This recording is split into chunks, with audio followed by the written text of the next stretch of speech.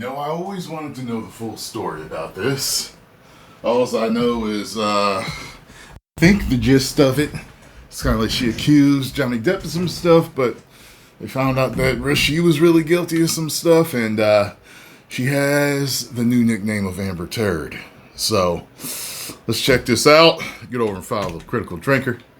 Tell him Tyrone Magnus sent you. Oh, come on, you knew I was going to have to cover this eventually. No list of self-imposed celebrity meltdowns would be complete without talking about Amber's turd. Possibly the most disastrous series of unforced errors, performative victimhood, bad acting, and overestimating one's power that Hollywood's ever seen. And that's saying something, believe me. A one-time it girl who seemed to have it all. A growing celebrity profile, juicy film roles in big franchises, brand deals, and most importantly, a famous husband she could exploit for her own gain. Unfortunately, all those red carpet smiles and elegant dresses were hiding a dark personal life of abuse, lies... Certain angles, it's flashes here and there. I see Scarlett Johansson in her face a little bit. Manipulation and an insatiable hunger for power and control. Someone who tried to weaponize the media, modern culture, and even the justice system against one of the biggest and most popular movie stars of all time, only to have it blow up in her face in the most spectacular That's what way I heard. possible. So let us examine the not-so-tragic crash and burn of Amber Heard. Amber was born in 1986 in Austin, Texas, the second of 3 children, and by all accounts she had a pretty normal childhood. She rode horses, hunted and fished with her dad, and competed in local beauty pageants, something she'd disown in later life as exploitative and horrible. Funny how that works, isn't it? Anyway, like a million other attractive young women with aspirations for bigger things, Amber made the move to California at 18 to pursue an acting career. Okay. The usual round of bit parts and minor roles in TV shows and movies followed, but 2006 would see her first starring role in the slasher movie All the Boys Love Mandy Lane. The film wouldn't get a proper release until years later, but it caused a bit of a stir in film festival circles, and it helped to put Amber Heard on the map. 2008 was when she first started to attract mainstream attention with supporting roles in Pineapple Express and the martial arts drama Never Back Down. I think I saw Pineapple Express once. I don't know if I finished it though, but I think I did. I gotta look at the trailer, and I'll probably be like, oh yeah. Exactly an all-time classic, but never mind. Attractive and just talented enough to hold her own against major players, she was now booking bigger roles, but mostly in low-budget slop like Exterminators, The Stepfather, and The Wards. It was also around this time that she came out as gay, or bisexual, or, I don't know, something. It was weird because I was going to say when she walked up in, when it was showing her walking up into the courtroom, I felt like she was hardened. She had a butch lesbian, so to speak, look to her. And there it is, okay? Confirmed. Even Amber herself seemed to be pretty vague about the whole thing, saying, I don't label myself one way or the other. Well, that's helpful. Anyway, the point is, she dated female photographer Tazia Van Ree for a couple of years, and this is where the first... That looks like, one on the left looks like she was the masculine one. It's funny, I have interesting conversations with one of my friends who's bisexual, but she tends to only date women. She has got so many stories for me, and I'll have so many questions. She actually calls me sometimes for advice on certain things, relationship-wise, and life, and YouTube and other things. It's just very interesting. The whole dynamic of lesbian relationships is very interesting if you dive into it. You know what I mean? I was thrown into it because my friend was telling me about a lot of stuff, and it was like, wait a minute. And I worked with a few when I used to wait tables. That was my first introduction to lesbian relationships, and it's just so funny because I've met four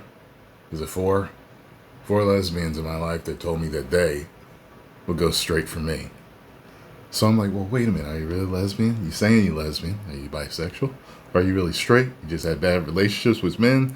Well, what is it? Did you not find a guy that turned you on like I'm doing? But like, what was it? You know what I'm saying? So, just very interesting. Warning signs appeared when Amber was arrested at an airport in Washington for assault against Van Ree. She would later claim that she was wrongfully accused and the officer who arrested her was homophobic. They have the highest domestic violence rate, from what I understand, lesbian relationships. And I've seen a few videos talking about it, and when they bring it up, it's something they think, what people think, because I don't know if there's any studies, because the channels that I watch usually do talk about studies, but I don't think they even pinpointed any studies. But what they all seem to think is that because women are more emotional than men, that compounds. And men usually try to diffuse an argument in a more calm, less emotional way. We're more rational about it. You know, like a man would be like, look, I ain't even arguing about this no more. I'm going to need you to calm down. Then we can discuss it further at some point. Or maybe not at all. We can just agree to disagree. But when you have two, that are emotional, it just, and then bang, you know what I mean? And I think that that's what's happening, because I think they say that like gay relationships don't have a high domestic violence rate, especially when it's two men. Two men know the damage that they can do. And I saw one guy that was talking about it. He was talking about boys find out very early because of rough play, because of how we are growing up. We can gauge damage. We know what it is to feel a certain way, getting hit a certain way, and we know what it is to dish it out. And they were also segueing into that they feel that women, a lot of times when they're leaders, are more violent than men. They're more apt to go to war than men because they don't understand violence like men do. Men know that when you take it to this point, so I find it interesting, but it probably is the more emotional aspect of it. You know what I mean? Phobic, which is kind of interesting because the officer in question was a lesbian. Ah well, whatever. The incident was quickly swept under the rug, as such things often are, and Amber was able to tackle the bigger problem of how to make the leap from trashy horror movies to mainstream success. Yeah, like I didn't even find out about Amber Heard until I think Aquaman. And then of course the whole Johnny Depp thing. I think that's the only thing I never knew who she was beforehand. Probably had seen her before, but just didn't know. And now everyone knows who she is. I didn't know she dated Elon Musk. Or someone to take her career to the next level. Enter Johnny Depp. The two of them met on the set of The Rum Diary and started dating soon afterwards. Yeah, he was 23 years her senior, but what the f***? When you're a struggling young actress trying to make a dent in the industry and Captain Jack Sparrow shows an interest in you, you thank your lucky stars and milk that for all it's worth. Well, I understand though, around the world, like a lot of other countries, like it's the norm around the world, more so that younger women date more established men.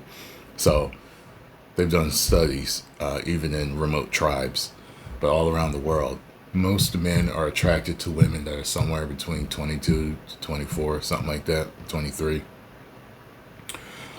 And that's of all ages. That's the most attractive age.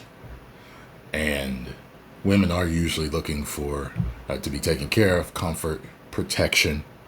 And men usually get into their stride financially and are able to provide like that, usually around their early 40s, late 30s, sometimes mid 40s, and even later. So it's just the norm for an established man to find an attractive young woman that, is everything he needs in a wife. He's everything she needs in a woman. Y'all get along, get married. You know what I mean? It's not pervy like our culture looks at it. You know what I mean?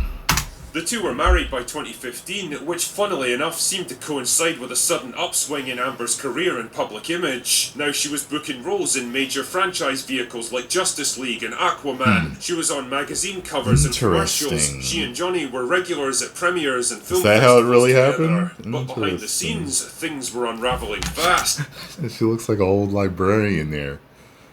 Like, and is she putting on an act because it's like he's the loved one now and she's not anymore? Guess she was doing her best. Her marriage to Depp had been stormy and volatile for years, and by 2016, Amber filed for divorce and a restraining order, accusing him of physical and emotional abuse. The two eventually reached a settlement that landed Amber a hefty sum of $7 million, which she pledged to donate entirely to charity. Wow. Golly gee whiz, that was nice of you, Amber. Keep it in mind, though, because it's going to be important shortly. For now, at least, though, Amber was still on top of the world. She'd managed to paint herself as a brave victim speaking up against a powerful and abusive man. Let me tell you something. I get into an argument with Scarlo, and she takes a dump on my bed. There is no coming back from that. We ain't working nothing out. If you are that deranged and nasty, it ain't happening. Guaranteed. And she'd landed a neat little payout that had padded her bank balance and gotten the entire entertainment media complex to back her up. Because of course they would, it was 2017. While Johnny found himself blacklisted and dropped from major film projects, Amber's career was going from strength to strength. She'd co-starred in her first billion-dollar movie, although to this day I've got no idea how that happened. What's it with Momoa going around slapping dudes' asses? Have you seen these clips? Okay. Just wanted to notify you. I'm like, tell you, if I was in the movie with him, he did that. Like, listen, bro, that's the first and last time you'll ever do that. Just letting you know, okay? We'd be like, cool, all right, cool, bro. And she was poised to make the leap to the Hollywood A-list. Yeah, she wasn't really a movie star, but she had the looks and the glamour and the momentum to at least create the image of one. All she had to do now was shut the up, maintain a dignified silence about her divorce, and enjoy the fruits of her success. No. So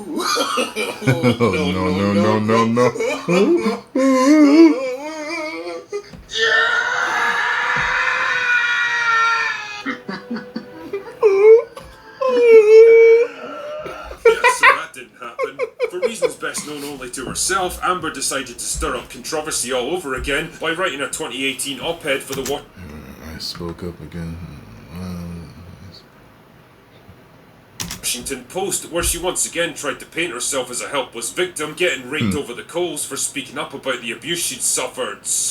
What are you?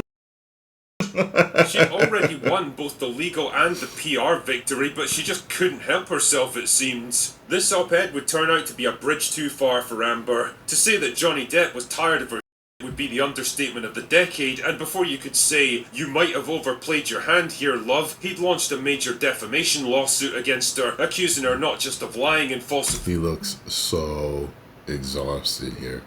So tired of her right here. And whatever it is that they're going through. Buying police reports, but of being the real abuser in the relationship. Claims and counterclaims were flying around like angry hornets, and the atmosphere was explosive when the case finally went to trial in 2022. Amber strode into the courtroom expecting another easy victory. After all, she'd won against him before, the media were still firmly on her side, and she was all set to paint herself as the brave young woman standing up to the patriarchy. Unfortunately for her, things were different this time. Not only had Johnny brought the receipts this time, but Amber soon became caught up in the very web of lies that she'd spent so long spinning. Like, remember that $7 million from the divorce settlement that she promised to donate to charity because it wasn't about the money for me? Oh yes. Yeah, so that never happened, and it turns out she'd kept every penny for herself. Oh my goodness, who could have predicted it? The evidence of the years of abuse she'd inflicted on Depp was mounting up too. A recorded phone conversation showed her gloating about how she could make up anything she wanted and everyone would believe her because she was a woman. Then there was the stuff that was just downright disturbing and weird, like Amber admitting she'd hit him but claiming that it was okay because it was a slap instead of a punch. Yeah, imagine if a guy had said something like that. Or taken on on Johnny's bed out of pure spite and revenge. And in that moment, dear viewer, a million internet memes were born. She was still doing her level best to paint herself as a brave victim speaking truth to power. The problem was that truth to her level best to paint. She was still doing internet memes were born. Oh, God. She was still doing her level best to paint herself as a brave victim speaking truth to power. The problem was that nobody was buying it anymore. Her testimonies came off as forced. Like when you think to do that, that's animalistic. It's like it's barbaric, it's savage, it's like a primal animal thing, like apes throwing their doo-doo. Like, that's what you did? You devolved into the most primal ape behavior to get one up on somebody? Like, it's kind of like people get into fights and they start biting. Like, that's a real primal animalistic thing to do. It's uncivilized. And unconvincing, riddled with more contradictions and inconsistencies than a Zack Snyder script, and people were beginning to see her for what she actually was, a not particularly talented actress playing the role of a victim instead of actually being one. Now, for the record, I certainly don't think that Johnny Depp was some innocent, blameless saint in all of this either. The man clearly has his own demons that he's been wrestling with for most of his life, and a long list of well-publicised meltdowns. I've got no doubt they both brought toxic behaviour into the marriage, but the difference is that Depp was always honest about his personal toxic behaviour. What's that ratty-ass hat he's wearing? Good Lord. What is his style? What is his style? What's it considered? Hipster? Like, what? Someone let me know. The whole ratty clothes, like, people wear torn jeans now, but, there were people before that were wearing the torn jeans and the big dumb hats and the glasses and the jewelry and the chains all around and weird jackets and scruffy, you know what I mean? I don't think it's grunge. I feel like it's something else, because I grew up during the grunge era, and that wasn't that. That was just a lot of flannel, dirty looking jeans and long hair, but... But the difference is that Depp was always honest about his personal failings. Amber was not. More than that, though, people actually liked Johnny Depp. He was popular, he'd been around forever, and he built up the kind of cultural goodwill that Amber could never hope to equal. The more the trial dragged on, the more public opinion swung away from Amber and towards Johnny, and by the time the verdict was read out on June 1st, it was pretty obvious how things were gonna go.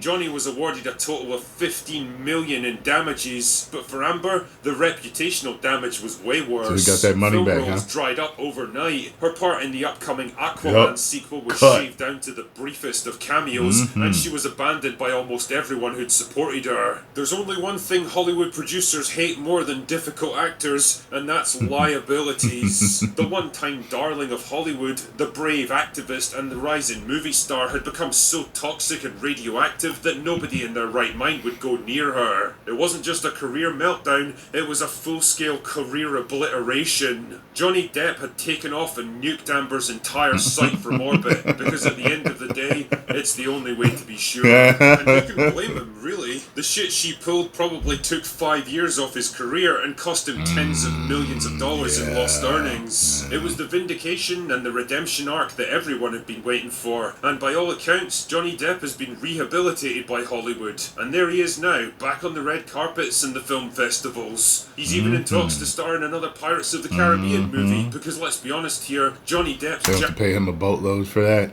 Jack Sparrow is Pirates of the Caribbean. Sorry, Margot, but when it comes to Pirates movies, you ain't it, darling. And what's of Amber, you might ask? Well, in the wake of the verdict, she fled to Europe under a new identity, and for the past couple of years, she's been working on the next chapter of her life. Whatever that means, considering she hasn't been in anything since 2023 and there's no plans for any upcoming projects, I suspect her next chapter is going to consist mostly of vacation time and reflecting on the sheer enormity of her For a few years, Amber Heard really did have it all, only to let it slip through her fingers. She tried to play the fame game in the worst way possible, weaponizing performative victimhood and a culture of believe every single accusation, even without a shred of evidence, for her own personal gain. And when she was called out for her bullshit, she didn't have the acting skills, the likability, or the sheer popularity to lie her way out of it. Her crash and burn might be one of the most spectacular of all time, and let's be honest here, one of the most well-deserved. Anyway, that's all I've got for today. Go away now. Man, good video, man. Good video. Wow. You know, this brings me back to the whole personal thing. You know, if something's an issue, I've noticed that the people that care the most about each other, to where they're not playing the fame game, they're not looking to get money or views or clout, like it's handled personally. Like, you know what I mean? These domestic issues or issues between friends or family and all that type of stuff, they don't post it on Facebook or YouTube or whatever, having something to say. If someone really cares about you and they don't care about views or money or clout, they're going to just talk to you or handle it with you, whether it's a legal thing or not. They're handling it privately. It's a shame when you see people do that. I've already experienced it.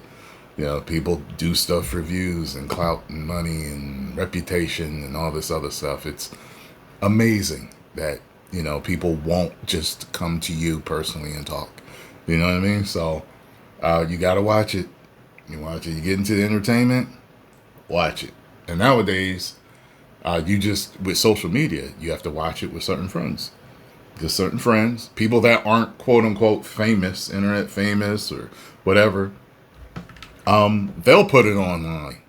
They'll put it online about people and stuff. And it's like, you know what? You never really did care about this man or this woman, or you really never were friends if you're willing to go that far, you know. So now there are certain situations where, you know, I don't know, like, I think I saw something the other day where someone caught a dude doing something in the bathroom, in the women's bathroom, and they got him. It's like, yeah, okay, you got him, boom. You know what I mean? That's different. You don't know each other.